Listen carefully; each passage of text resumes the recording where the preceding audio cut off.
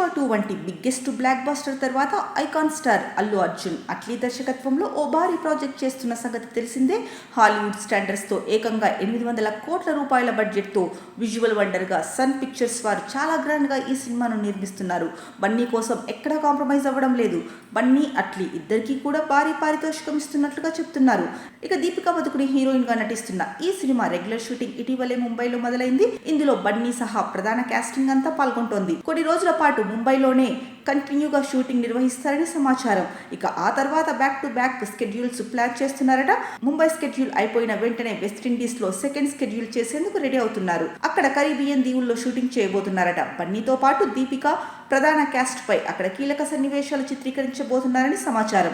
అట్లీ రాసిన కథకు వెస్టిండీస్ ప్రాంతానికి కొంత సంబంధం ఉందట. అందుకే అక్కడ ఓ స్కెడ్యూల్ ప్లాన్ చేస్తున్నట్లుగా తెలుస్తోంది. ఇండస్ట్రీ వర్గాల ప్రకారం బన్నీకి ఇదే ఫస్ట్ వెస్టిండీస్ షూటింగ్ లొకేషన్ అని అంటున్నారు. త్వరలోనే ఈ విషయంలో క్లారిటీ రానుంది.